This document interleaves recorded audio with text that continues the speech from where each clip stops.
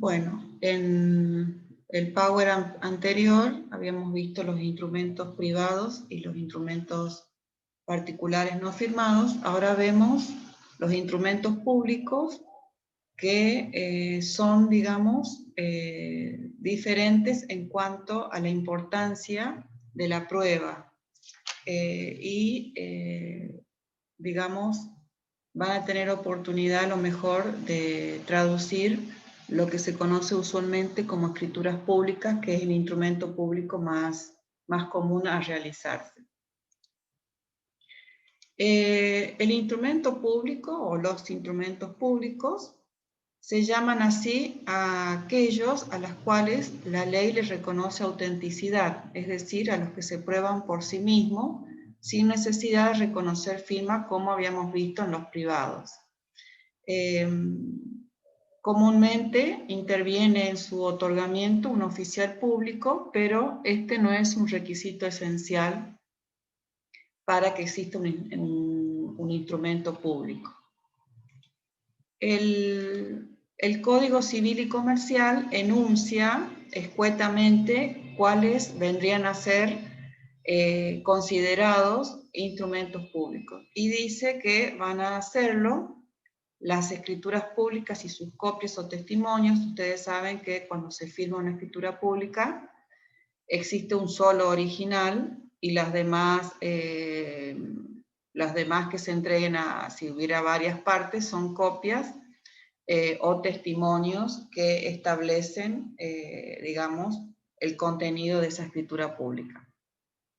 También son instrumentos públicos los que extienden los escribanos o funcionarios públicos con los requisitos que establece la ley.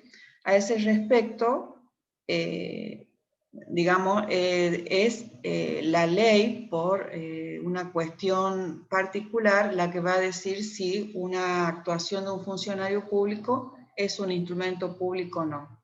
Al respecto, podemos poner como ejemplo las actas emanadas del registro civil y estado de las personas, como el acta de nacimiento, el acta de matrimonio, el acta de defunción. También los certificados de los registros públicos, como es el registro público de la propiedad, el registro público del automotor. También se le ha atribuido este carácter a las sentencias judiciales, al documento nacional de identidad, entre otros.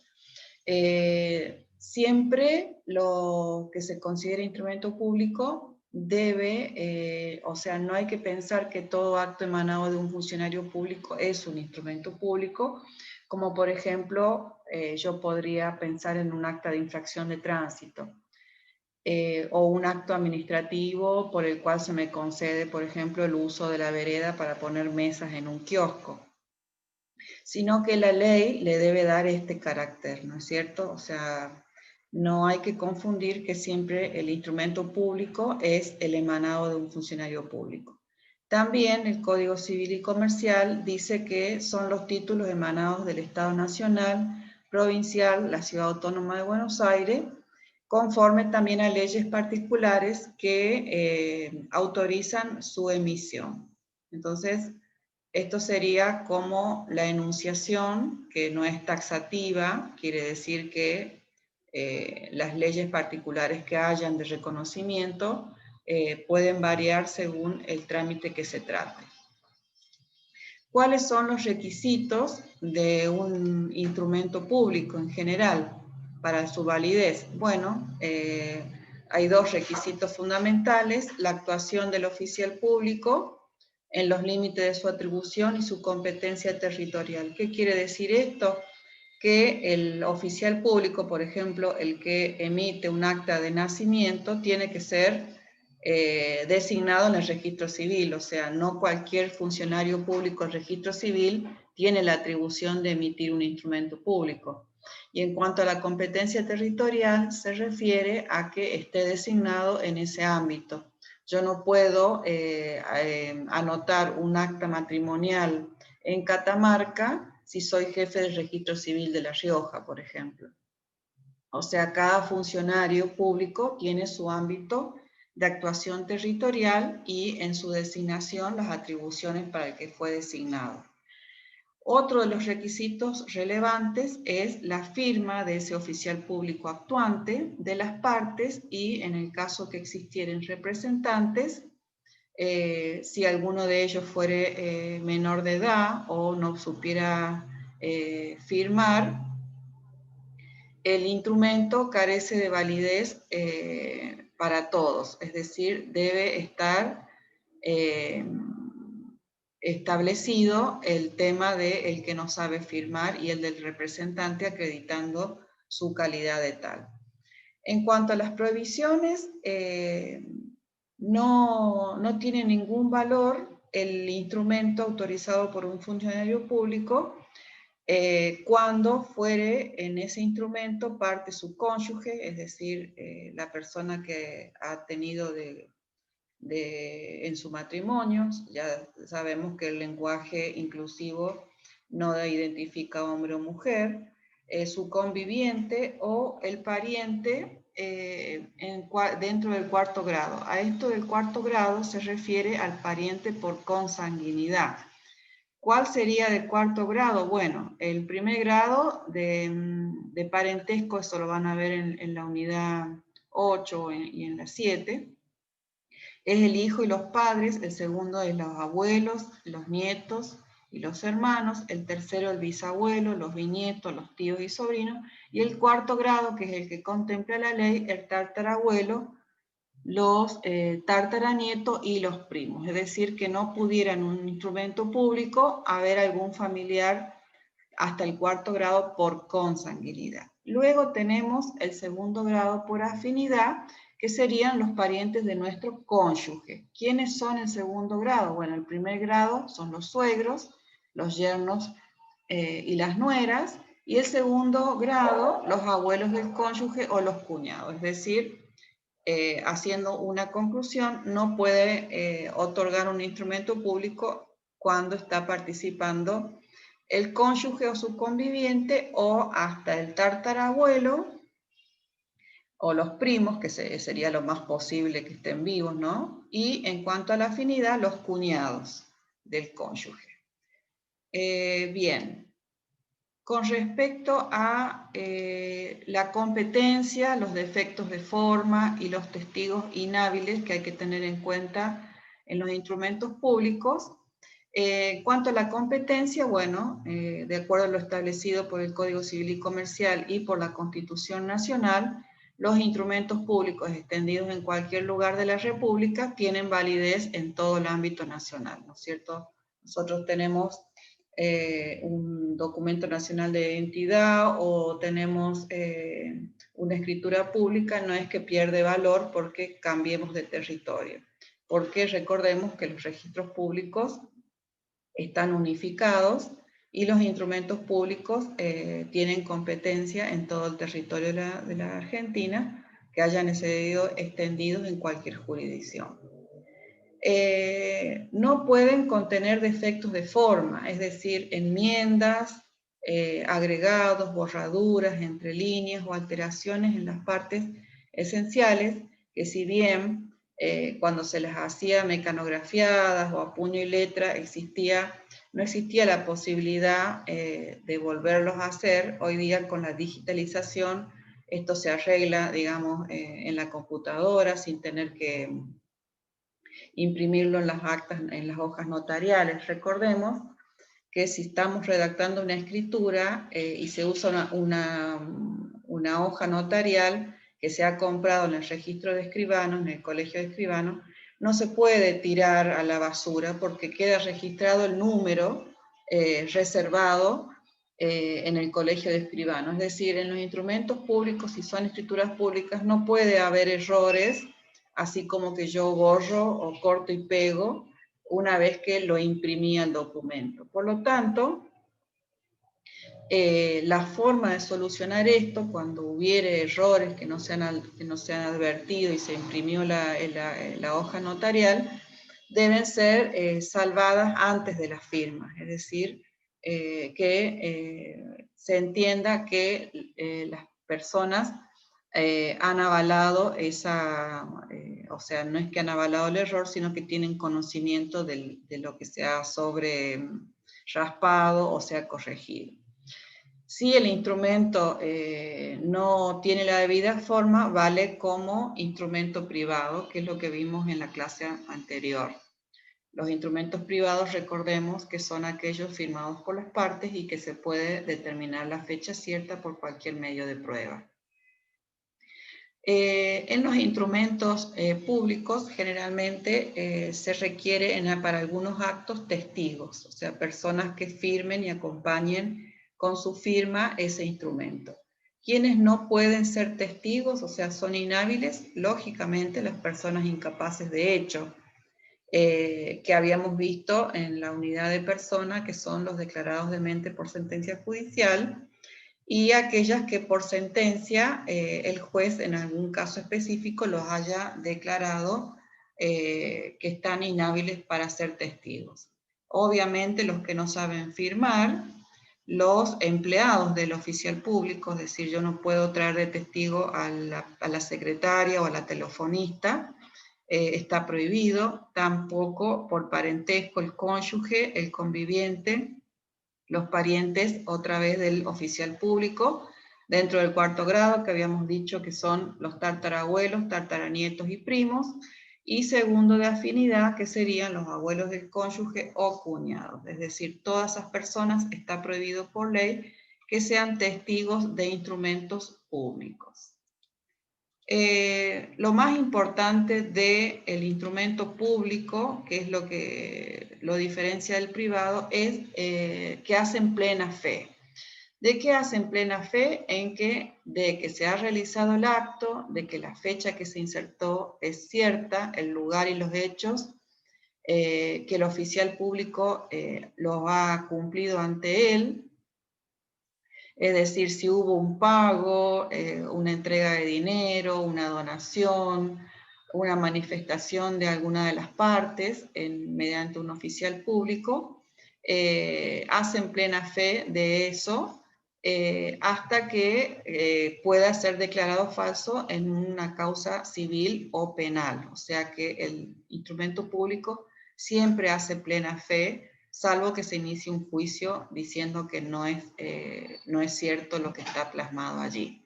Y también en cuanto al contenido de las declaraciones sobre lo que han acordado las partes, las disposiciones, los reconocimientos, relacionados con el objeto principal del acto instrumentado hasta que se produzca prueba en contrario. Con respecto a los testigos del instrumento público y el oficial que lo autorizó, no pueden contradecir ni variar ni alterar su contenido, es decir, yo estoy siendo testigo de que una persona le paga a la otra delante de un escribano tal suma de dinero, yo no puedo decir en mi testimonio que no fue esa la suma o que no fue real. Porque si yo hubiera declarado eso en causa civil o criminal, tendría que justificar que fui víctima de dolo o violencia. Recordemos que el dolo es un vicio que afecta la intención y la violencia es un vicio que afecta la libertad, ¿no es cierto? Cuando yo soy llamado como testigo para destruir un instrumento público, no debo estar bajo ninguna presión ni haber tenido excluido algún elemento de la voluntad. Vamos a ver, digamos, uno de los instrumentos públicos más comunes y más conocidos es la escritura pública. La escritura pública es extendida en un protocolo de escribano público, autorizado para ejercer esas funciones que pueden contener uno o más actos jurídicos. Las copias o testimonios de las escrituras públicas que piden los escribanos y hacen plena fe de eso, deben estar contenidos en la escritura matriz. Como ya dije antes, hay una sola escritura matriz, las demás son copias o testimonios. El protocolo es, digamos, un requisito que está regulado por el Colegio de Escribanos de cada lugar, de cada jurisdicción, que está formado por folios habilitados para el uso de cada registro, enumerados correlativamente en cada año calendario, y que incorpora los documentos exigidos legalmente. Recordemos esto que ya lo dije antes: cuando un escribano imprime en un protocolo una escritura, no puede romper y tirar a la basura y hacer otra, porque esto ya ha sido registrado en el Colegio de Escribanos, al cual debe, por ley, dejar una copia de toda su actuación. Es decir, el escribano debe informar y llevar una copia de cada actuación también al registro, al Colegio de Escribanos. Los requisitos, digamos, de la escritura pública es que debe recibir por sí mismo las declaraciones de los comparecientes, las partes, sus representantes, testigos, cónyuges, etc. Las escrituras públicas, como dije, se deben extender en un acto único, ¿no es cierto? En los casos de que hubiera pluralidad de otorgantes y que no haya entrega de dineros o valores, los interesados pueden firmar la escritura en distintas horas del mismo día. Pero no es común, salvo casos, digamos, extremos, de que cuando haya pluralidad de otorgantes vayan por separado. En general, el escribano necesita que las personas estén presentes todos en el mismo momento para que tenga validez. El escribano no puede mandar a la secretaria a que otorgue una escritura pública. ¿Por qué? Porque uno de los requisitos de la escritura pública es que debe leerse antes de ser firmado por las partes a viva voz. Es decir, todos deben escuchar el contenido de la escritura desde el inicio, desde que dicen la ciudad de La Rioja, los tantos días tal, hasta la última palabra, porque justamente ahora que tenemos, digamos, los mecanismos digitales, se pueden corregir. Supónganse que está leyendo el DNI de una de las partes y está equivocado en un número, debe advertirse, es decir, los otorgantes de una escritura pública deben advertir al escribano cuando de la lectura constare algún error.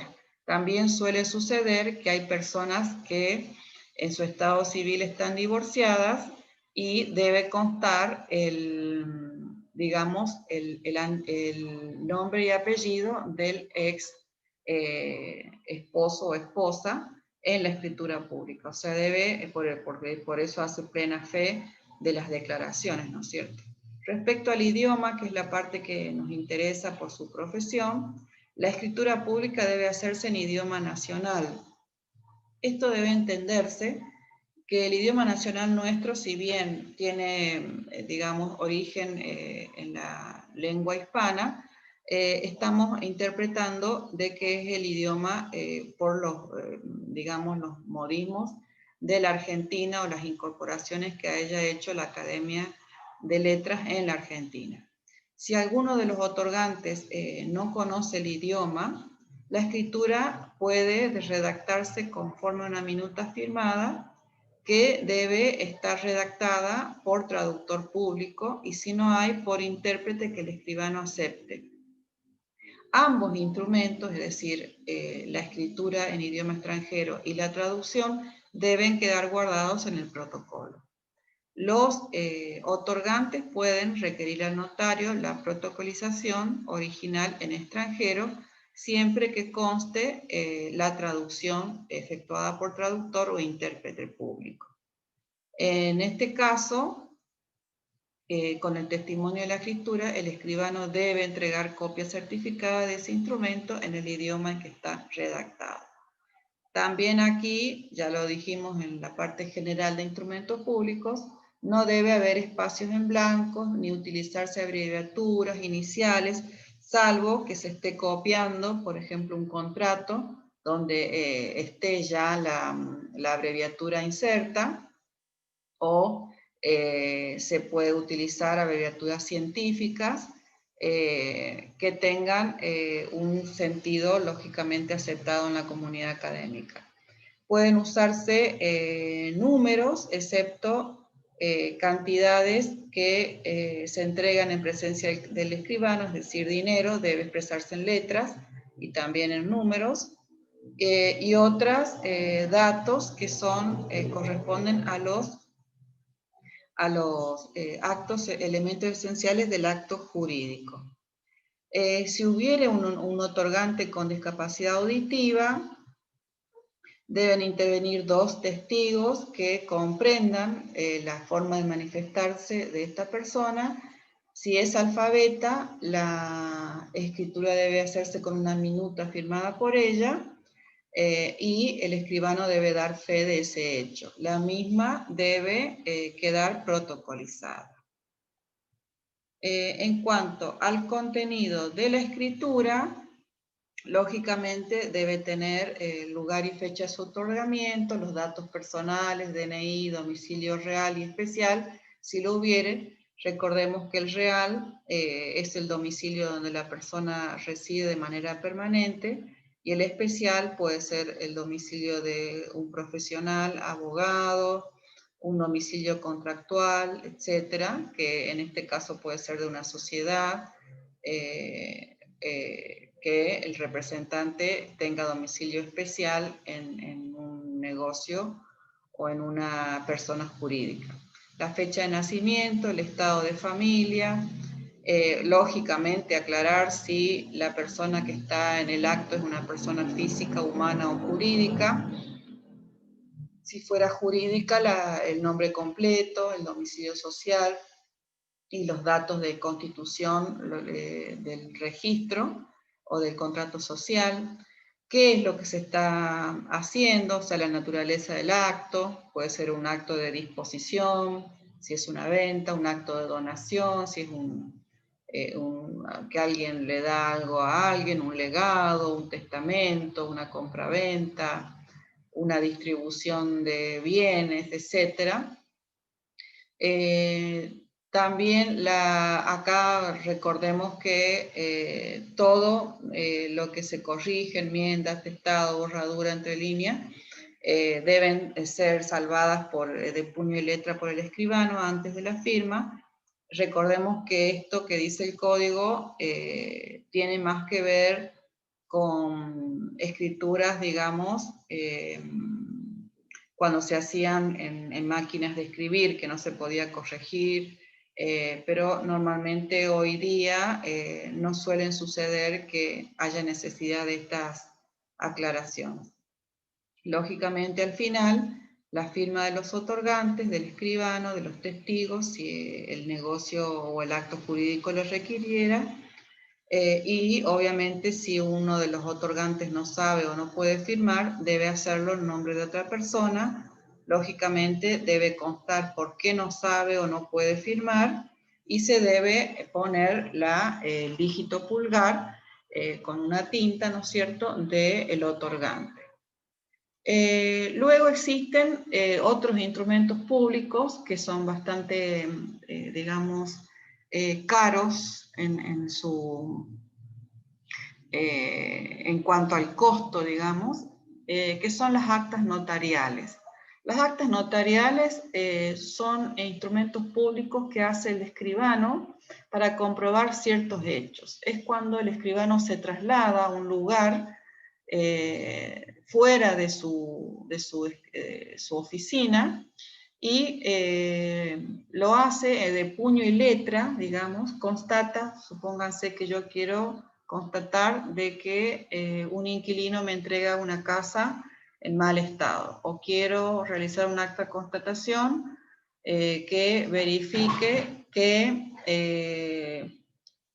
me usurparon un terreno, etc. O sea, son actas de constatación que se llaman, y que son instrumentos públicos muy importantes porque hacen plena fe todo lo que el escribano pone, aunque las partes, una de las partes se niegue a firmar, hace plena fe de que el hecho que está mirando el escribano y está anotando en el acta existan.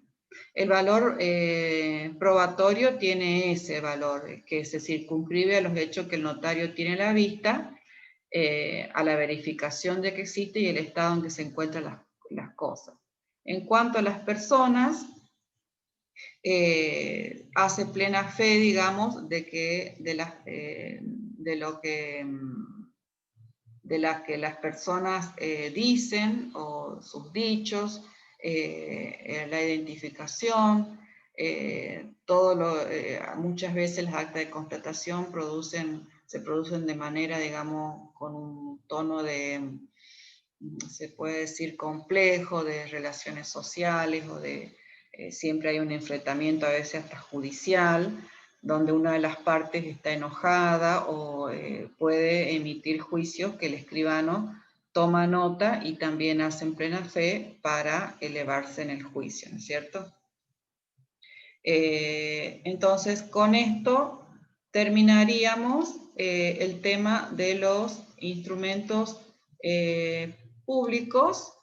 En cuanto a la unidad 5, no voy a dar los vicios de los actos jurídicos, eso véanlo por su cuenta, solo para conocer el lenguaje, ¿no es cierto? El fraude, la simulación y la lesión, para conocer solamente el lenguaje técnico, si tuviera el caso de que tengan que traducir algo que tenga que ver con los vicios de los actos jurídicos.